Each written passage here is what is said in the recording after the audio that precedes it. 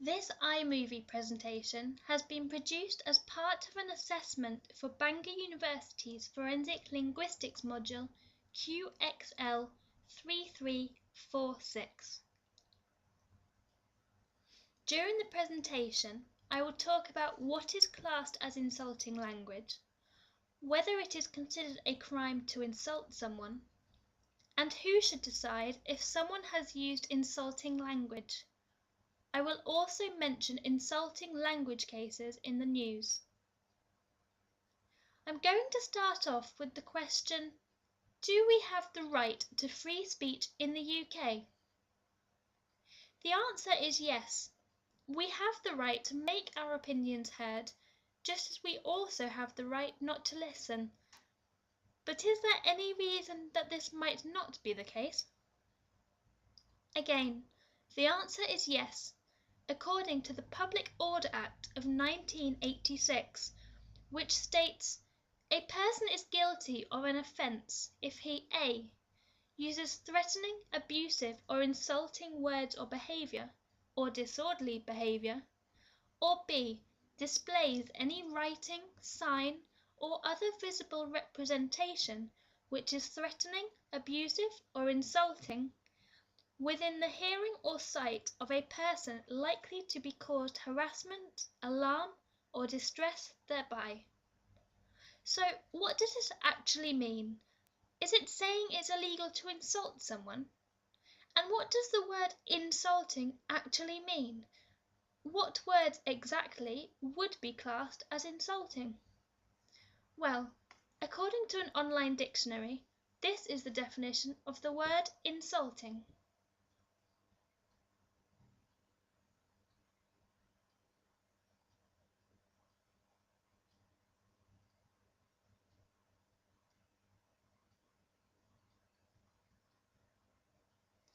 Here are some examples of forms of insulting language: swearing, cursing, insults, and put-downs.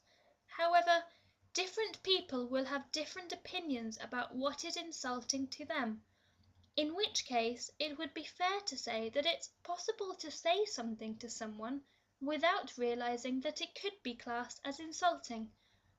Bearing this in mind, criticism may also be seen as being insulting at times. Here we have some news headlines about this section, Section 5, of the Public Order Act. Firstly, the BBC News has put it as, law banning insulting words and behaviours has to end.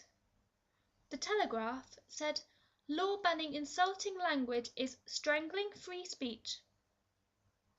The Guardian went for, Britain needs more free speech. Change this law now.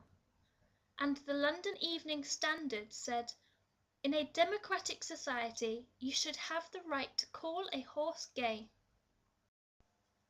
Finally, the Huffington Post said, Section 5 of the Public Order Act 1986 is a menace to free speech and the right to protest.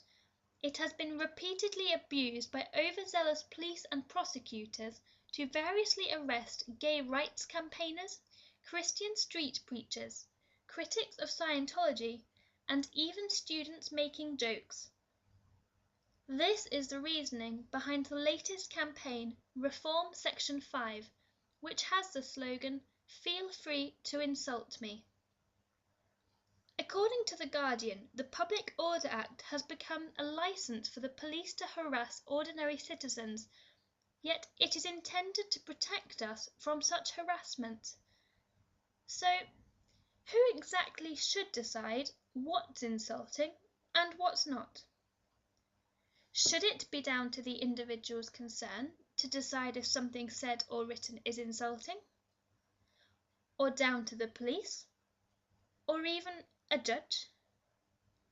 Personally, I think it should be down to the individuals concerned, those who can decide for themselves whether they personally feel insulted by hearing or reading the insulting words. In reality, the police and a judge can get involved in such matters. I think it's important that we all take responsibility for what we say, but I don't think that using insulting language should be considered a criminal matter. Therefore, I believe insults shouldn't be against the law, especially as they can be made without intention. As the Reform Section 5 campaign says, the law rightly protects us against discrimination, incitement and violence, but it shouldn't be used for hurt feelings. I am now going to cover some news articles based on cases involving insulting language. Pensioner threatened with arrest for calling religion fairy stories. On 19th of June 2012, it was reported that John Richards from Lincolnshire was threatened with arrest for having placed a small sign in his window stating, "Religions are fairy stories for adults." Mr. Richards was told by the police that if the sign remained he would be arrested due to the fact that it could distress those passing by. The pensioner said that this was against his right to free speech and mentioned that it had been in place for 2 years and that nobody had ever responded prior to this. Student arrested for gay horse jibe. A 21-year-old student, Sam Brown, ended up spending a night in the cells after he said to a police officer, "Excuse me, do you realise your horse is gay?" The student had been out drinking to celebrate the end of his university exams. The police issued him with a fine of £80 for causing harassment, harm or distress due to the fact that it could have offended not only the police officer and his horse, but also passers-by. The student to this day doesn't think he's committed a crime, and even stated that the homosexual friend with whom he was with at the time of the incident also said the same. The case was dropped months later in January 2006 after Sam refused to pay the fine. Another example would be that of a 16-year-old boy who was overheard saying "woof" to a Labrador in Newcastle by a policeman. The boy was fined £200 and arrested, but the case was overturned by a jury. What next? Well, the former Shadow Home Secretary, David Davis, described the campaign as vital to protecting freedom of expression in Britain today. In an opinion poll amongst the members of Parliament, organised by the Reform Section 5 campaign, the following statistics were revealed. 62% agreed with the phrase, "It is no business of the criminal law to outlaw insults," with 35% disagreeing and 13% having no opinion.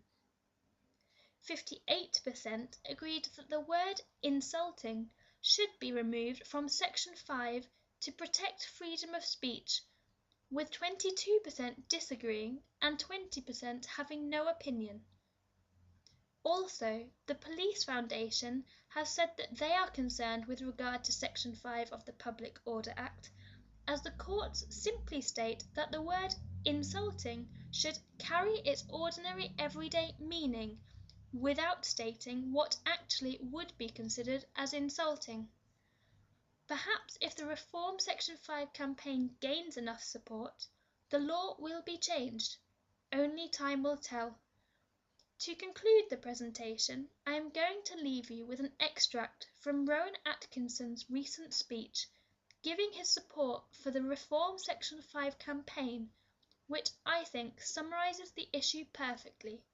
Thank you for listening. The clear problem with the outlawing of insult is that too many things can be interpreted as such.